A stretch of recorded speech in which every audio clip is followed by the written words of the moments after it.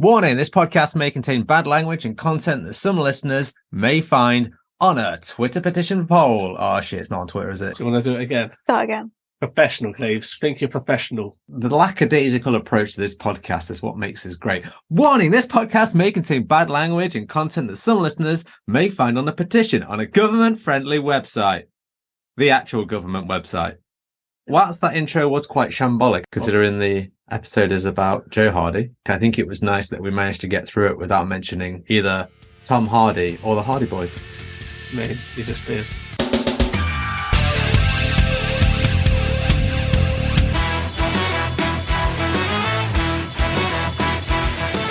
Welcome to Seesaw Podcast with your hosts, T, Cleves, and Selena. Every week, bringing some much-needed balance and humour to brighten up what can sometimes be a dark, disabled world.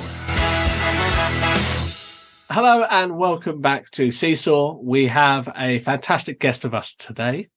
Before we jump into that, we'll just do a quick check-in. Selena, how are you? I'm good. I've got new pajamas on. Woo! I'm sorry, we're not going to listen to your pajama-based woes today. We've got better things to listen to. No worries. Okay. Other than that, I'm fine. You did sound slightly disappointed about that. Don't worry, we'll get to your new pajamas. God. Please, how are you, other than, cutting people's dreams to ribbons? I'm good. I'm actually pretty damn stoked about this episode. I think it's going to be really good. Yes. So, without further ado, here is Joe Hardy. Hi, Joe. Hello. How are you doing today? I'm very well, thank you. Hope you're all right as well. Well, all good. Good. And Selena's in the background. And I'm good as well. There we go. So, to kick things off, Joe, are you happy to give yourself a quick rundown of who you are? I'm Joe Hardy. I'm a disability rights campaigner, and some people call me a bit of an influencer, but I'm not 100% sure on that one.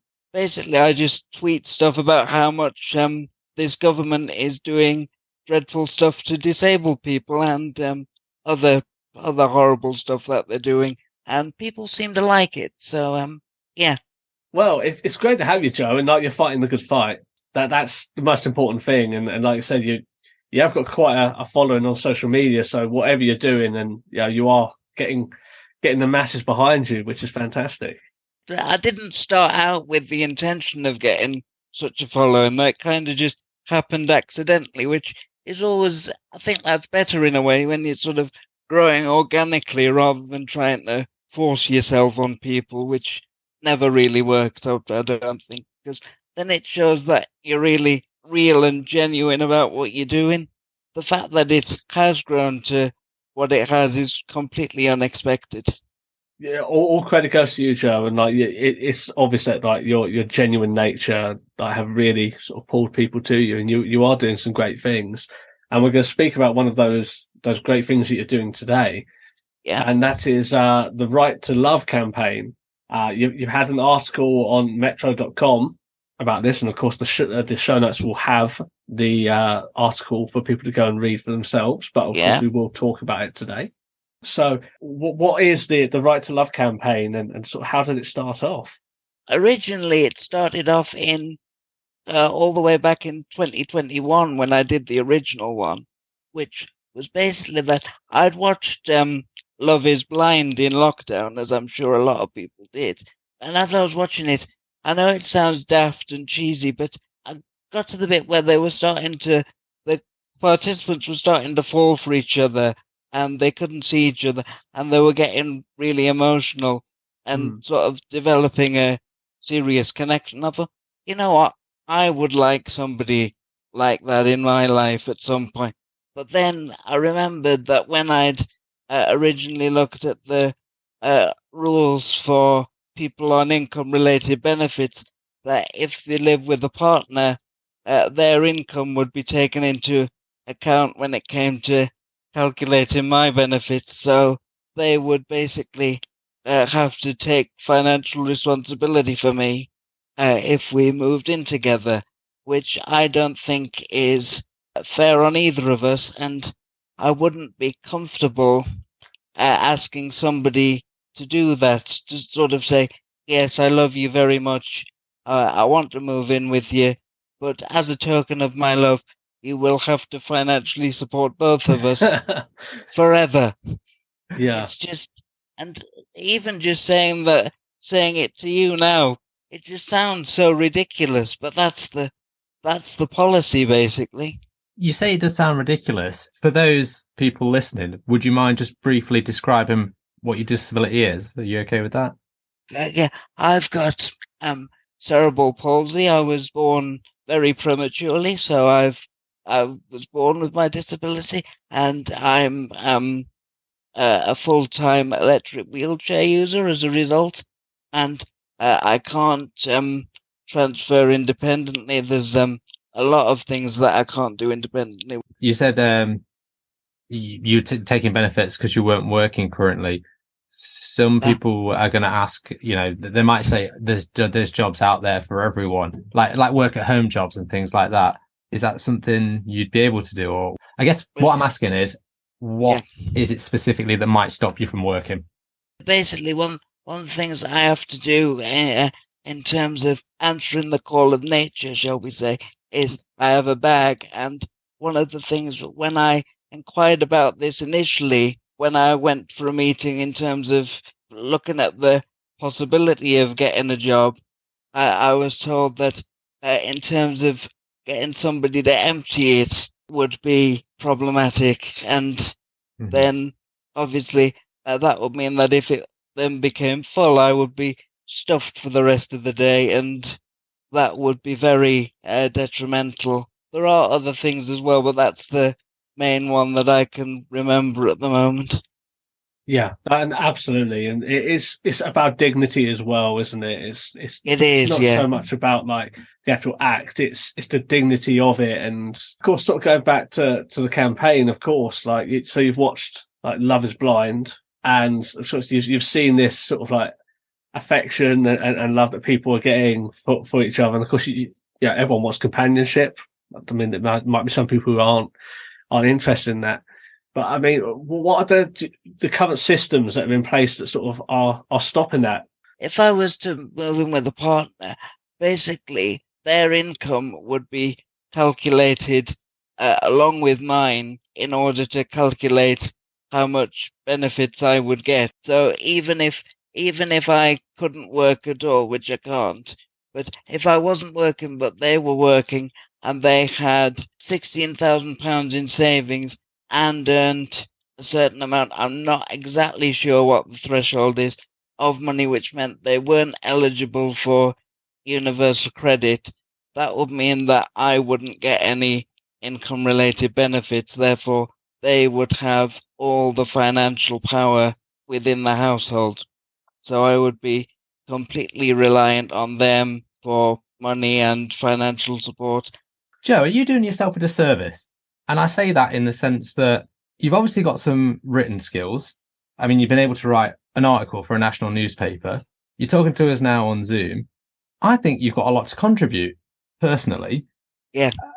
Who is it that said that you can't work? I think, you might have to work from home, but is that such a bad thing? Well, it might be something I might have to look into, but it's just have to work out the practicalities and how, because it's a bit difficult to sort of work out what's out there and what's possible if you don't know where to start looking, sort of thing. If you know what I mean. Yeah, agreed. Absolutely, and I think that's where a lot of charities should definitely be putting in the emphasis to do that and spotlight those areas for individuals. And like Cleve said, you are clearly talented. We have to remember as well, people on employment and support allowance and universal credit. I think I read a statistic the other day that actually 40% people that receive universal credit are actually in employment. I actually used to receive employment and support allowance before my now husband moved in with me. And I was doing permitted work at the time, which you're allowed, as it says, it's permitted. Yeah. But I lost all of my benefit when he moved in because they took his finances into account. Obviously, I had an option there of him maybe not moving in with me, but we were in love. And I guess a lot of people will ask, well, surely if you love someone that much, or they love you that much, that they will take on this financial burden. I'm not saying it's right. I'm definitely worse off financially now than I was before, even though I am working more. Well, what do you say to people who say that? For some people, they certainly would do that. They certainly would do that. And I've got nothing against people who decide that they can do that. But what my concern is that people can say that they're more than happy to do that at the beginning, but then that then may lead to resentment in the future if the person doesn't actually realize exactly what it is they've agreed to financially take on, like looking after a whole other person in addition to what they did before we moved in together. And the idea that it could lead to resentment in the future, and therefore the breakdown of the relationship, would be wrong for the system to allow for a breakdown of a previously perfectly healthy relationship just because of the fomenting of resentment about finances because one partner can't contribute. And it's interesting, isn't it? Like, personal independence payment, PIP, and DLA, disability living allowance, they're not means tested, whereas ESA and universal credit are, even though they are also related to your disability. Do you think that maybe the rules should be, it shouldn't be when you move in with someone, it's when you should get married? That would probably work, because marriage is more of a commitment than just moving in with somebody. I think that's when you get more of a what's mine is yours sort of, that becomes more universally accepted than as soon as you move in, then my money is your money, isn't a sort of thing that a lot of people really think about when they're starting out moving in together. I've got a question. If, let's say you start to go out with someone and you're both living in separate locations. Yeah. What's to stop someone basically moving into one location but then keeping their old house and just saying that they live there? I think as long as they can prove that they live and pay a mortgage or rent on their old house, then that would be okay. But I don't know what sort of checks people would do. I don't know if somebody would report that they're not living there or whatever. So, but but the investigations in terms of for the DWP to work out if you're living with a partner or not can be quite stressful for the people going through it. I mean, there have been people who have gone through it just because they've been suspected of living with a partner even when they haven't been, and therefore they've lost their money while the investigation's been going on, or they've been under so much stress and worried about what's going to happen or if they're going to have to go to court or whatever. So it's a big risk to do something like that. Although getting with somebody and then not cohabiting would certainly be an option. But then the problem then becomes, is it really a permanent option? I might find that it is, but then the other person, who I still might love very much, might decide that the only way we can continue is to move in together. But then if they're not prepared to then take on the financial aspect of what that would mean, then it just wouldn't work. And if we were moved in together and the relationship broke down and I or anybody else in the situation had to move out and then reapply for their benefits as a single person, there'd be no guarantee that they would get the same level of support that they got before. Yeah, you're absolutely right. I fully understand, like, for where you're coming from, and it is a burden. And like when you had the financial side of things within a relationship, to expect the financial obligation on top of what can already be sort of a certain degree of care component from the other person, which they will might do happily because they love you. But of course, like, then when you put the financial on top, that can be a maybe a little bit pushed too far. Joe, let's say you're in a new relationship, right? Yeah. Is it worth a shot? Give love a chance and all that shit? What would be so wrong with finding a girl, partner, and moving in with them? You lose your benefits, but let's say they're happy to support you financially for a while, and then maybe the resentment does kick in. But is it not worth to give it that first shot? I mean, it could be, and I fully get where you're coming from. But then it's then if the resentment did kick in, then what then comes after that? It's just a question of how much of a risk do I want to take, really? And I fully get that, because mentally, in the last few months, I've decided that love and companionship is actually something that I do really, really want in my life. Whereas previously, I was sort of thinking, I can't ask somebody to look after me financially, so I'm going to try and get the campaign off the ground first. But then a few months ago, I decided that actually that wasn't probably going to work. So so that was what encouraged me to have another go at the campaign, because mindset sort of changed. But I thought that if I could have another go with my increased following on social media as well, compared to what I had when I last did it, I could perhaps push it further than I managed to in 2021. And then with this and the Metro article, I feel like I'm sort of getting it out of the social media bubble a bit. Yeah. More people are aware of it than had previously been, because the thing with disability policy is, unless people are directly affected by it, they don't know about all the real sort of stuff that goes on and the hoops we have to go through to get all the support and things that we need. And it really is it's a minefield that people don't really understand unless they're impacted. So it's important to get the message out there and tell them that it's not just we tell them we're disabled and they give us money. It's not like that. The whole application process, the conditionality in terms of if you move in with a partner and find love, it's all very complicated.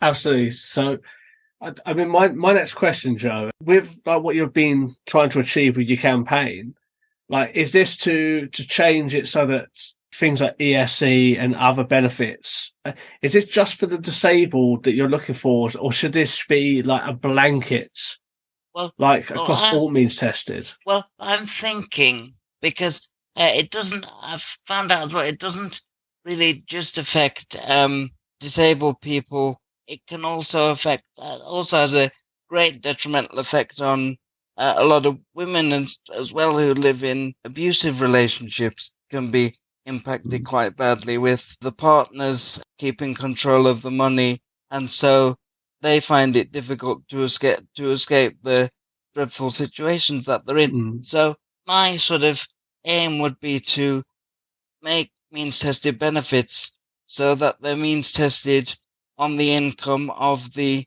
person who's applied for them and not the partner that they live with. So that my income would be separate from my partner's income until we married, because then that would be different, as is sort of a accepted standard, I would say. When you get married, usually combined finances are more common than in just cohabiting relationships.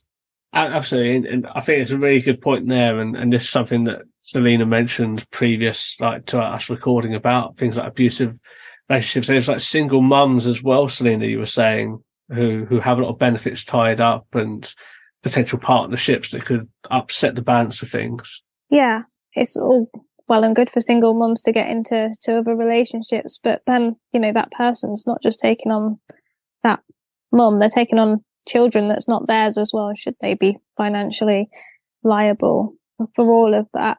You mentioned, obviously, that you campaigned about this before, back in 2021. I believe you got over 26,000 signatures, which is amazing in itself. I did, yes. And obviously, after 10,000 signatures, the government have to respond. What was their response in 2021? Well, the response was basically no, we're not doing it. Fuck off, basically. But they basically said, yeah, disabled people, they can access benefits based on the savings, and you can also get PIP and DLA, which aren't means tested. But thing is, they're meant for completely different. They're for a completely different purpose. PIP pays to run my specially adapted car that we've got.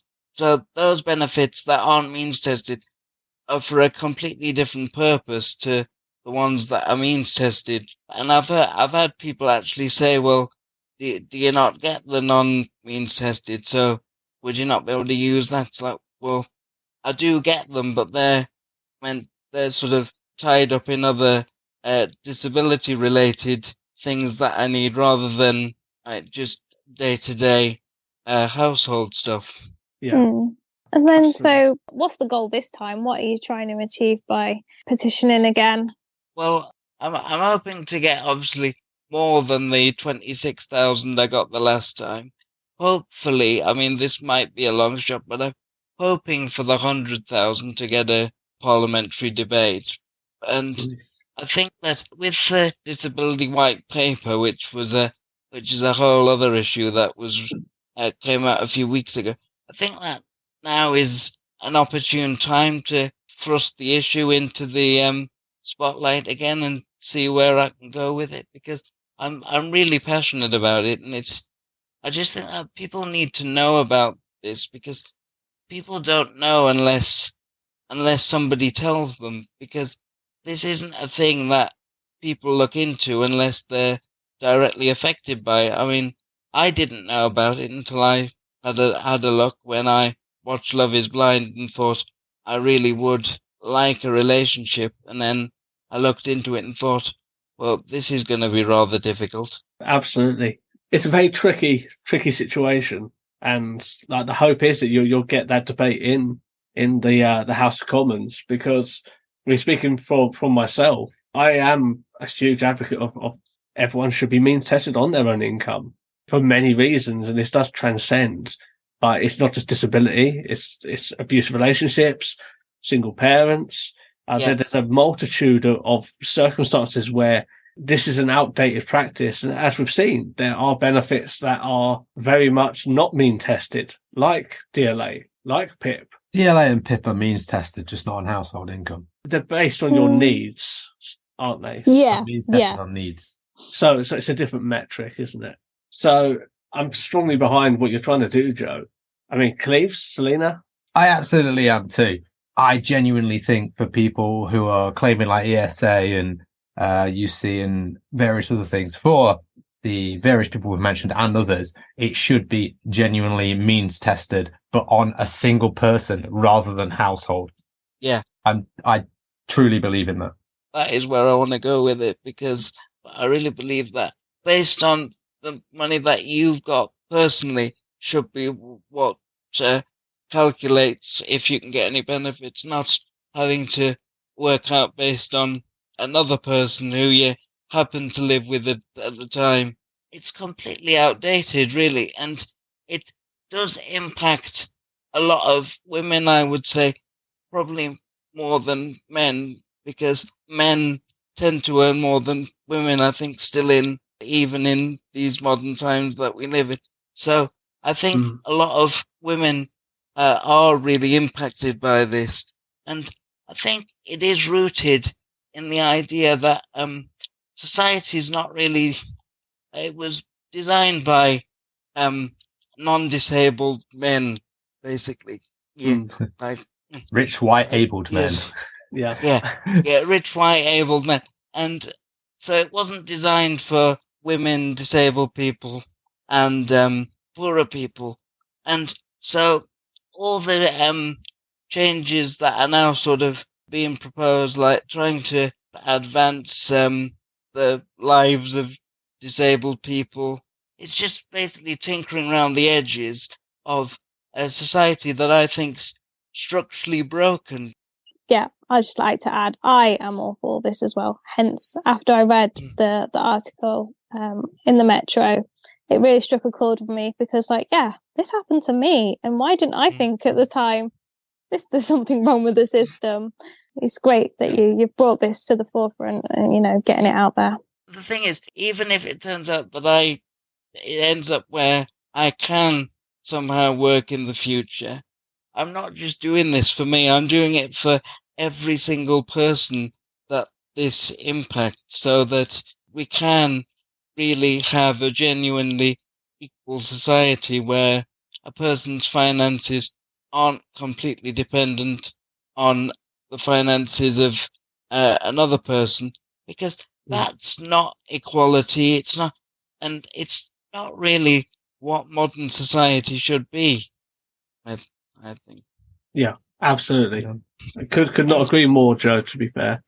And I should just point out as well, which I didn't put this in the article because I didn't have room, but this is a global problem. They have the same policy in the US and Australia, and the justification is that the principle is, well, people can pool the resources and therefore they won't need to rely on the government. And I'm thinking, how can people pool their resources when one partner has all the money and puts all the financial capital in, while the other partner can't contribute anything? That's not pooling of resources. That's complete reliance and dependency. Absolutely. And with that comes a power balance as well. And that's a dangerous thing when you have a power balance. If someone holds all of the finances, it can strip you of dignity as well. And that's what leads to the potential for a relationship to become abusive if it wasn't abusive at the start. But then when you've got one partner, not only with all the financial power, but then if the resentment does build in, then that can then turn potentially into abuse. I'm not saying that happens in every circumstance, because it quite clearly doesn't, but the fact that it is potentially there in some cases is just, it's another risk factor in terms of abusive relationships that doesn't really need to exist. Absolutely. So, final question from me, Joe. If someone listening here wants to help out, what's the best thing they can do to help out with this great cause that you're really pushing forward with? To be honest, the best thing that people can do, I would say, is sign the petition, and then if they haven't read the article, read that, because that goes into a lot more sort of logical thought than I've sort of been able to articulate here. It's sort of a lot more structured in terms of my thought process as I was writing it, so they can do that. And the main thing I'm trying to do is raise awareness of this issue and try and get that debate in Parliament, because really that's the only way we can change things, is to get MPs to listen, because at the end of the day they're the only ones who can actually bring about the necessary legislative changes. And where can they go to sign the petition? It's on the parliamentary petition website. Yep, and the links will be in the show notes below. So just scroll down, or whatever app you're using, flip over to the show notes on Spotify, anywhere you're listening to, and there'll be a direct link to the Metro article from Joe, as well as the petition direct link. It'll take you straight there. It takes 2 seconds to do. I did it earlier today. Just fill out your name, email address, postcode, done. So and tick that you're a British citizen, a UK resident, and make sure you click the confirmation email. Otherwise, they won't count your signature. Yes. So, Slater Cleves, any final thoughts, questions? No, that's good for me, man. It's been a pleasure. Yeah, nothing else from me. Thank you so much for coming on. Really appreciate it. You're very welcome. Yeah. I've really enjoyed it. Thank you. Yeah, it's been an absolute pleasure, Joe, and we will do what we can to help this great cause and promote on our outlets as well. And of course, when there's an update, when 100,000 signatures are hit, we will get Joe back, because we want to talk about that huge success and then what the next steps are when Joe's putting on like the fancy suit, going down to House of Commons to shout at MPs, because can't wait for that. But Joe, it's been a pleasure. I know one thing. Yeah. What's the deadline? What's the deadline for everyone to get their signatures in? The deadline is the 17th of August. Should have told them they've got a week. You've got 1 week. Yes. So do it now. Like Lee said, do it now. Don't leave it until later. You'll forget. But Joe, it's been a pleasure, and we will chat to you very soon. It's been a pleasure to be on. Thank you very much. And welcome back. I hope that you really enjoyed that chat with Joe. And as always, the links will be in the show notes. What Joe's looking to achieve is incredible. And as you heard, we all agree with what Joe is trying to get done with the petition. So it doesn't take long to do. Just pop down into the show notes, click the link, go to that website and cast your vote signature. Now who can't do it? Not so easy, is it? Sign the petition. I've been humbled. Please, people. As a pudding, I'd be apple humble. So until next week, please follow Joe on Twitter as well as us and keep it balanced. Thank you for listening to Seesaw Podcast. Your feedback and comments mean a lot to us, so if you'd like to get in touch, you can do so in the following ways. You can find us on Twitter at Seesaw Pod, Facebook, Instagram and YouTube at Seesaw Podcast. And you can also join us at seesawpodcast.com. Remember to like, rate, review and share with a friend.